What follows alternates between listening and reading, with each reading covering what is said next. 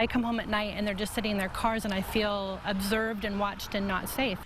Last week, we introduced you to this woman living in Spokane. Down the street was a growing homeless camp. She said she called everyone she could think of to come clear it out. But because the camp was within Spokane Valley city limits and Spokane Valley has no shelters, the city can't move them. Many of our viewers responded asking the question, where does homelessness begin and what's the best way to help? Our Nikki Torres spoke with the Spokane County Sheriff and the Spokane Homeless Coalition today, which had very different answers. Nikki. It's kind of like that old saying, what came first, the chicken or the egg? Do we have homeless people because there are shelters? If there were no shelters, would there be fewer homeless people? We created this problem by the policies. It was a policy driven. No chicken and egg.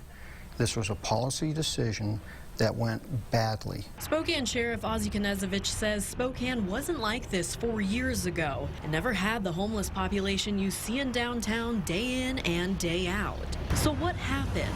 Did we add more shelters and create more homeless people? The city leaders created the homeless issue in Spokane. Sheriff Knezovich says yes. He says the city went with a handout model rather than a hand up. This is an imported problem, and it doesn't change until we change the model. While the sheriff blames the city for the growing homeless numbers, the Spokane Homeless Coalition says they disagree. Homelessness comes from a lack of housing. If we don't solve the housing crisis, where are we going to put homeless people? The organization says we need more affordable housing to stop our homeless crisis in its tracks. More and more people came to Spokane because they knew they were getting free stuff with no requirements. The sheriff says Spokane Valley uses its money in a different way. Spokane Valley didn't have a problem until it spilled over into Spokane Valley from the city. The sheriff says no question he is all for helping people in need, but not holding people accountable is not helping them.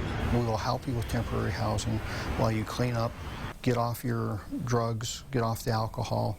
We'll help you with the co-occurring mental health issues. But you shouldn't get anything for free, according to the sheriff. You cannot continue to just allow people to not change, but give them more stuff.